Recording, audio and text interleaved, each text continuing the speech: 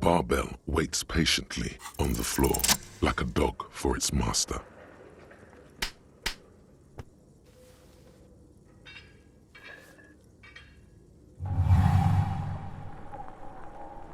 Conjuring up an inhuman amount of strength, you raise the barbell up in the air. Your biceps tremble, but you're a savage. This is a children's game. A warm wave of accomplishment washes over your head as you drop the barbell to the floor. For a moment, it feels like you're strong enough to succeed at anything you ever set your mind to. Hey, but you're still in a ghost house. What if someone heard this? What if they know you're here? Good technique.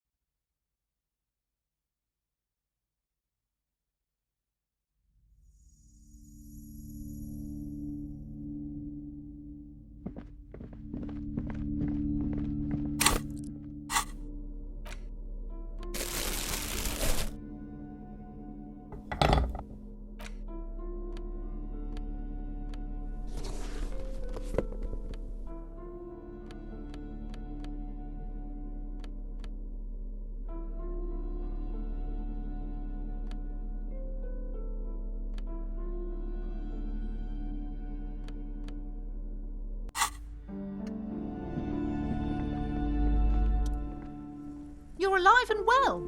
Don't keep me waiting now. What's in there? In that dark sarcophagus? Yes, yes. How was it?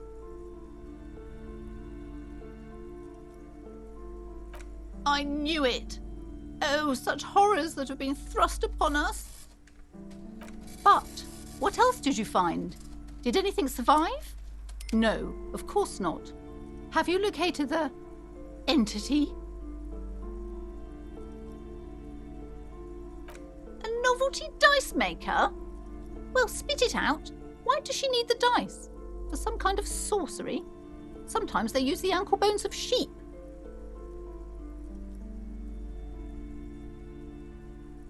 I don't understand. If it's not her, then where is the source of the doom? How did she explain the curse? The narrative she's built herself, it does need tearing down. Just don't say you don't have any answer yet. The uncertainty is killing her. To hell with it. Perchance you ought to just lie, sire.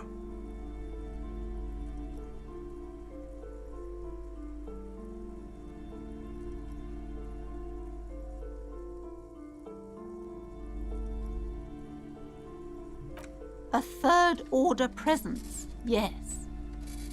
I've heard of these triactors. In certain occult literature, that's too dark to dwell on for too long, and definitely not in the presence of my daughter. I understand everything, sir. Thank you for your descending into the maelstrom. I will keep fort up here, strengthen the wards, do my best. And if you happen upon the third entity in your travels, may the Lord be with you. Well, this has been absolutely educational. If we happen on the third presence in our travels, we will certainly come back to tell you. Yes, the venture continues. In other waters, darker waters. Should we get out of here before the vortex collapses?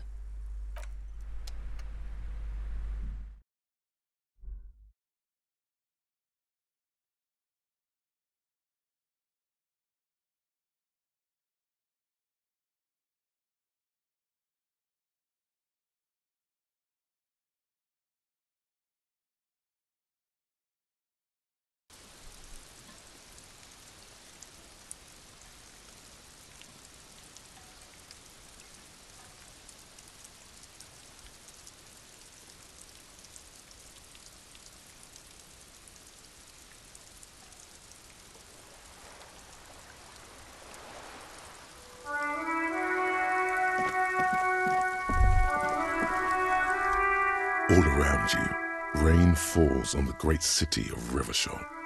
Rain drips from the eaves and floods the gutters, washing the filth away. The spring thaw must be here. The snow is melting. Looking up at the sky, cold water dripping from your hat. Grey sky like great battleships, clouds colliding with one another. Rain falls down on the world. Your shirt sticks to your chest. The shoulders of your disco blazer grow heavy. The cold finds its way in under your skin. You shiver, and the city shivers with you. Sheets of rain over the water, a flight of stairs leading into the ocean. Wave after wave washing the coast of Martinaise, with its motorboats and gently swaying reeds. The ruins of a half-sunken sea fort crumble on an inlet beyond the Bay of Revachol. Ghosts rise into the sky. The skyscrapers of La Delta, the financial district.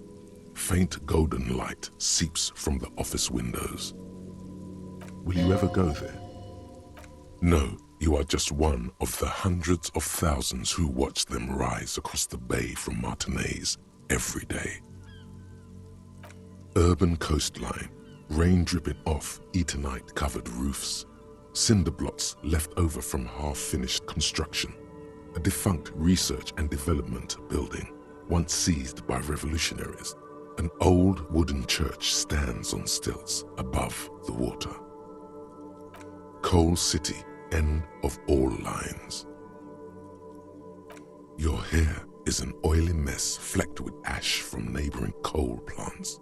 Smokestacks rise somewhere in the distance. The great gates of the industrial harbor are locked. A chill runs down your back. You shudder like an animal trying to shake water from its hide. You shudder looking down at your feet. Dirty rainwater runs veins into the plaza's snow. You realize you have no shoes on. Your feet are red with cold. From the corner of his eye, the lieutenant gives your feet a worried glance. Rain drips from his glasses. The rain falls. Capeside apartments. Tower blocks crowd one another. 4.46mm bullets still lodged in their war-torn stone walls. Hallways collapse from the mortar hits of a war that was lost long ago. Clotheslines go to waste in the rain. Radios play. A yard. Rain falls onto the roof of a woodshed. The lingering odor of decomposition mixes with that of damp soil. A traffic jam. Rain thrumming on the roofs of motor vehicles. Inside, drivers watch water streaming down their windshields. The statue of a king shudders. He too is cold. The canal bridge has been raised. The road ascends. A raised motorway loops above the ghetto. Beneath its concrete columns, a sea of rooftops, woodwork, and tar stretches northward. 4-story buildings as far as the rain can fall. The snows melt in Jamrock. Revachol is the capital of the world. Jamrock is the capital of Revachol. Droplets form on your eyelashes. It's home. Have a brother in the cut. Where the wood at? To be in Martinaise, where no one goes, at the runoff point of a long-forgotten canal, in the whitest part of town, in the shadow of the day the revolution failed. Standing in the rain, looking north, where Jamrock Rock City stretches inland. In the rain-swept distance, above the rooftops of Jamrock, a repurposed silk mill stands perched above the motorway exit. Precinct 41 hunches in the rain. Your vision blurs. You wipe your face with your hand. The rain stings your eyes, making you look up and blink. Coalition aerostatics hang like apparitions under the cloud cover. Way up there, where rain forms, rotors flutter silently. Your sight clears. Collapsed storm drains, old sewage systems flooded with rainwater. Hidden weapon caches from the Revolution, doors leading down to L'Oroyam, the catacombs to which, for 3 centuries, they delivered the blue-blooded dead. This rain will not let up anytime soon. I'd recommend you put on your coat.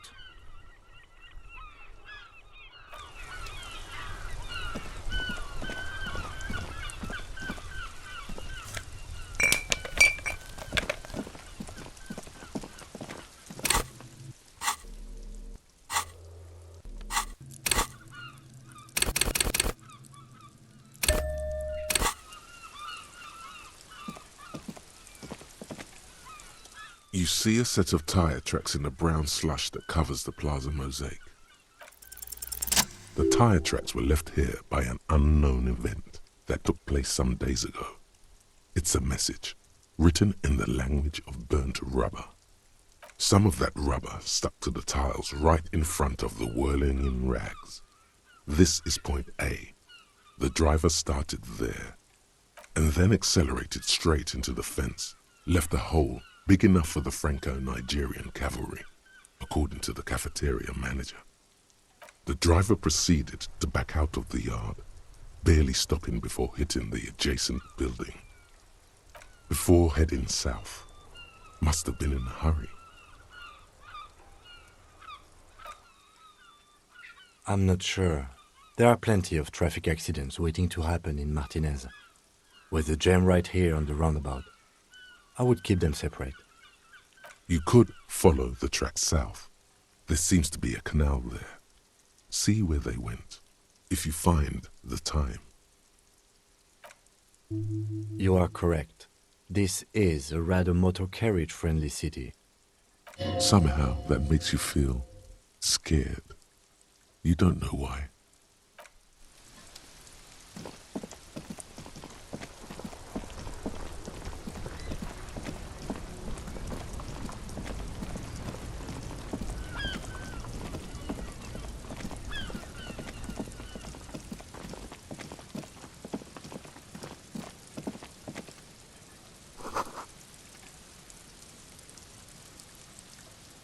A crumpled billboard reading, Samaran butter soaks in the canal. 2 ugly lines mar the bright countenance of the blonde boy depicted. The sign billboard has fallen on the waterlock, keeping it open, and thus out of order. Whatever it is, the boy on the billboard seems very happy about it.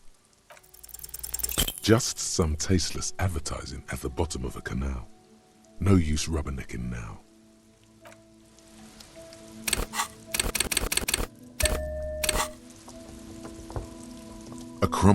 The sign billboard has fallen on the... Judging by the size of the impact and the parallel lines of burnt rubber, the cause was probably a motor vehicle. These look like the same tire tracks I saw earlier, in front of the whirling rags. Side slip marks indicated that the vehicle was traveling up the crater at 35 kilometers an hour. The black marks on the roof indicate that the vehicle vaulted from the crater to the roof of the shack. The panel served as a takeoff ramp. The vehicle soared through the air, hitting the billboard and upsetting the posts.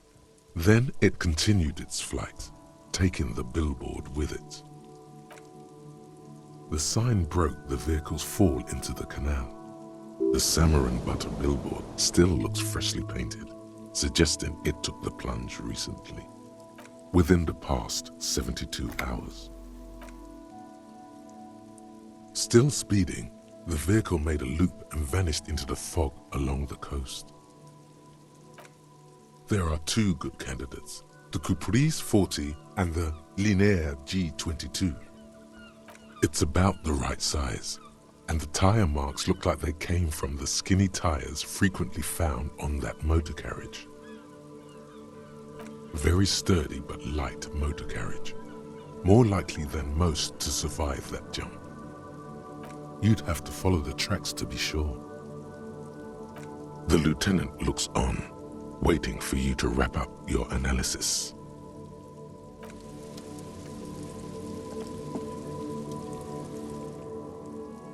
Any theories about what happened here?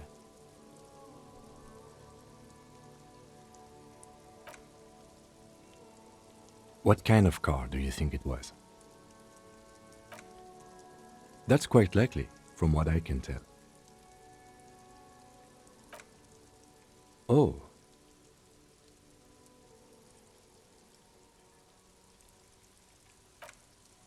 I suppose that narrows it down somewhat. Fortunately, we are not traffic cops. Should we get back to the murder? You've thought of a very touching story. It's shit, though. Well, you're in luck then.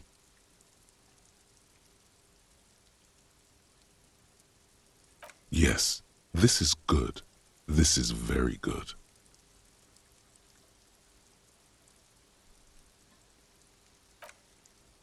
Yes, that could very well have been it. Now let's move on. We are not traffic cops. If we must. I'm not expecting him to get far with this, the lieutenant consoles himself.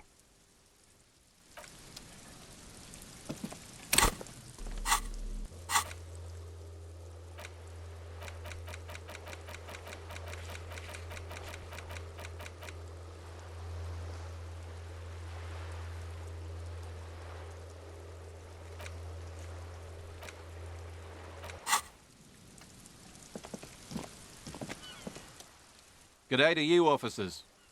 A burly man hangs out by the waterlock, carving up a generous serving of salami with an old hunter's knife. His eyes are fixed on a man stranded on the other side of the waterlock and on an enormous billboard that has fallen down into the canal between them. His posture is relaxed. Despite his powerful build and a knife in his hand, this man resorts to physical intimidation only infrequently, if at all. My friend Barry the Butcher is stuck on the other side of the waterlock. I'm keeping him company, and eating his salami. From the corner of your eye, you see a man in a yellow shirt and grey overalls waving at you from across the canal. He seems disappointed about the wreckage on the waterlock and the salami. Very good stuff. Anything I can do for you, officer? I wasn't here to witness it, but those look like tire tracks on that sign. Weird, huh? Then again, plenty of daredevil drivers in Rivershell. The words daredevil driver sound ominous to you. Too bad it also takes a year and a day to repair anything round here, especially a waterlock. The rest of the coast is closed off till then. This is the waterlock on the Martinez Canal. It has to be the same waterlock Lena mentioned, the one her husband crossed on his expedition. I haven't seen any cryptologists around here, but sure. If they're on the other side, they're stuck. Like my friend Barry. We should probably go tell Lena. Take a load off her mind. Well, there's the fishing village, an abandoned fish market, a bizarro church. Not much use to the congregation, though. There always seems to be something wrong with it. Yeah, not really much else. Just bombed out ruins. Sure thing. It is salty, it is savory, it is chewy. The hangover only makes the salami more tasty. Want some too, officer? Why not?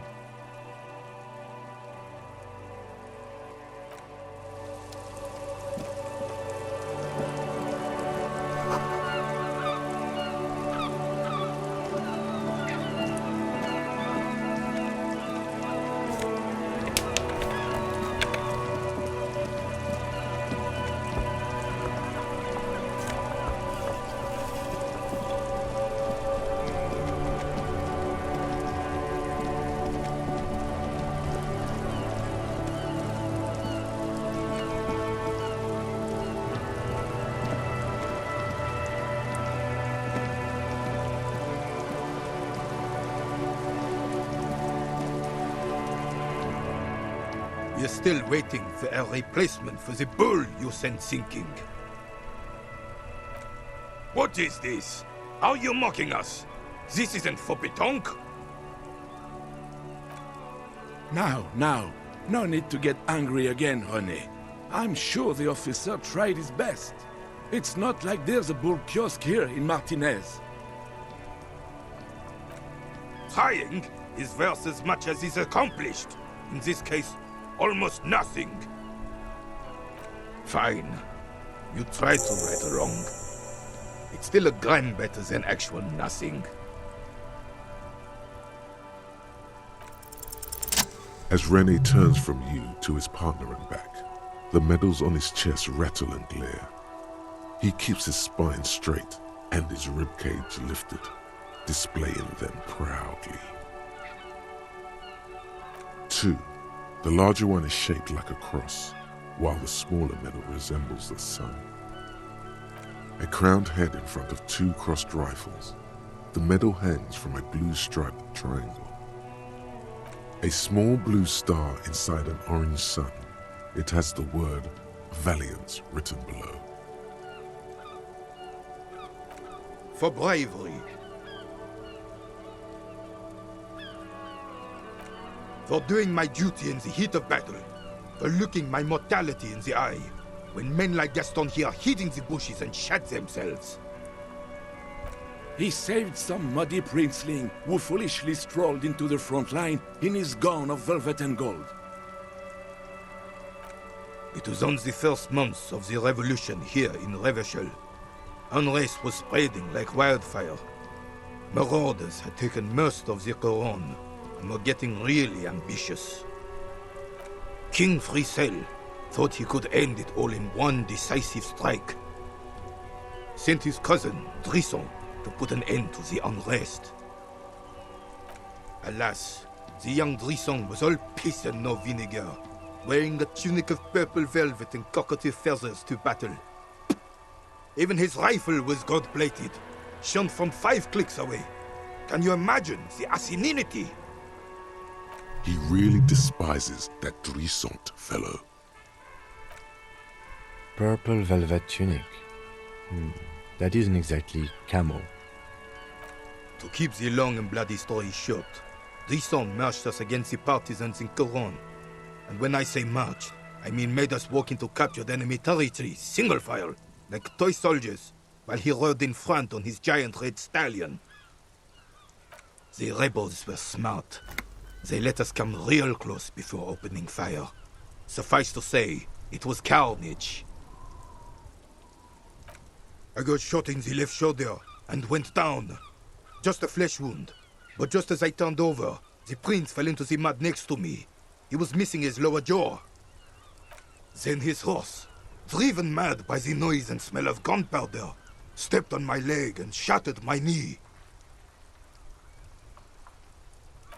I grabbed my sidearm and shot the beast in the head. Then everything went black. Capitaine Arnoux, le fléau des chevaux. When I came to, it was all over. It was just me and Jolas Drisson, gurgling in the blood-soaked mud right next to me. The dink had taken numerous flesh wounds and lost a lot of blood. But despite missing his jaw, he seemed hesitant to die. Tougher than he looked, that one.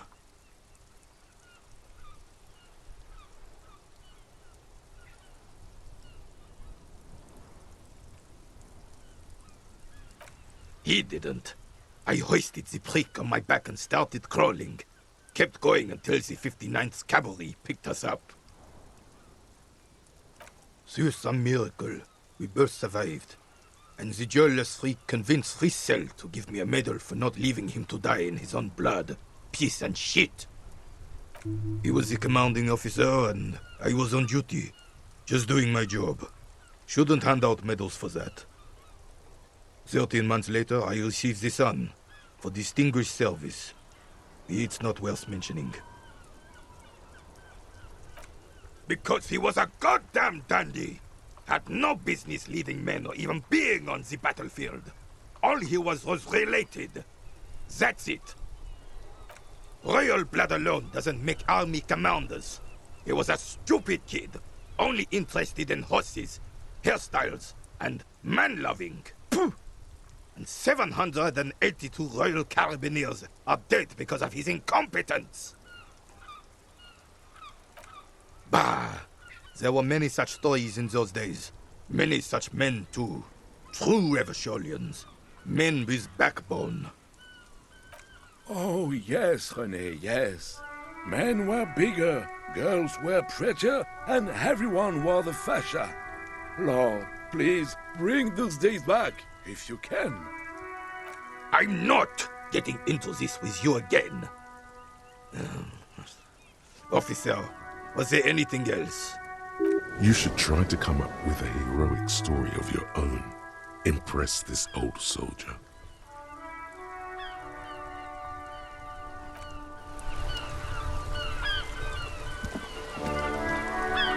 Officer, the mere sight of police in Martinez makes me feel safer already. How can I help you? All right, this is how we're gonna do it. Like what, officer? This is as good as they come in Revachol, I assure you. This calls for an engineering angle. Structural rigidity, exposed rafters, lattice works, that type of approach.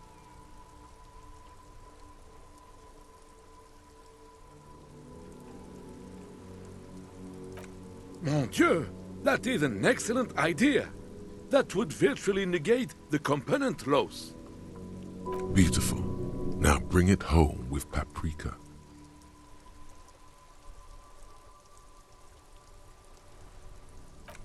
Ce serait délicieux! Can you make that sandwich, officer? I hope you are not just tricking an old man out of the little he has left.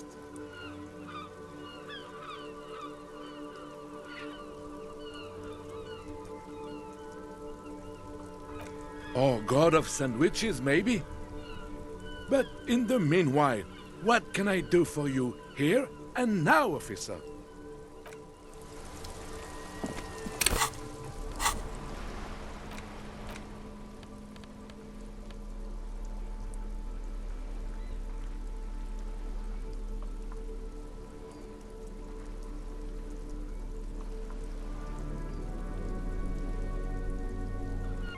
The ham sandwich looks fresh and nutritious in your hand, begging to be eaten.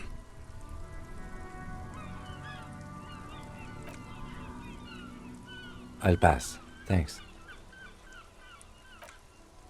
I mean, I'm not hungry, and therefore am not gonna take it. Thanks, though. Camaraderie?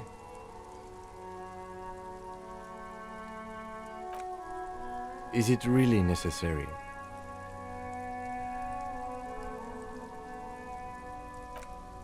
Okay. They are all necessary. Let's share the sandwich if it matters that much to you.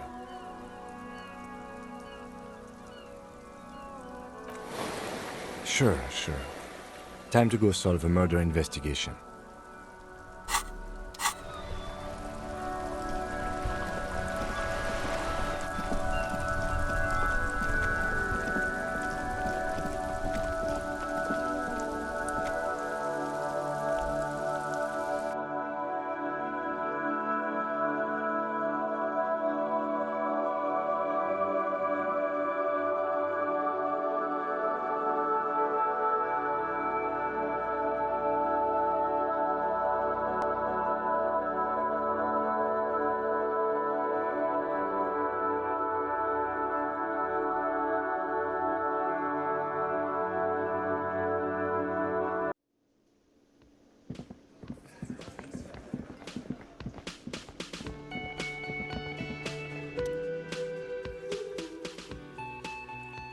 Oh, hello, dear. I didn't notice you at first. Oh my. What happened to the water lock?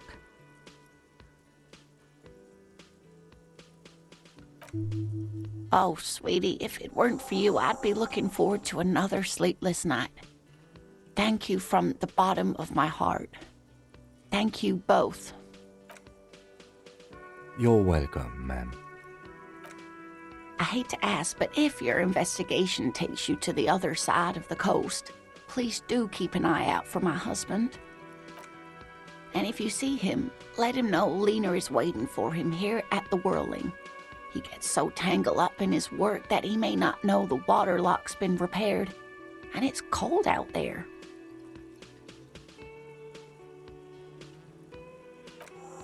Oh, you're such a dear. Thank you, sweetie.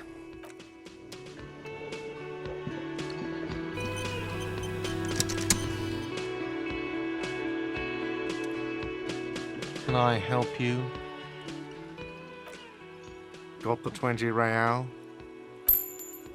Good. You got the room for the night, but remember, you'll need another 20 real tomorrow. Do I have a shaker in my hand? Is this a shaker? It's not a shaker. It's nothing. He's holding nothing. It is but an imitation. Am I wearing a little bow tie? Am I wearing a bow tie and doing this? Am I smiling? Do you see me smiling and shaking my little shaker? No. Do you know why? That's right. I'm the cafeteria manager. I'm glad we cleared that. Is there anything else? Play it calm. This man needs to understand you need a drink to help the community deal with police stuff.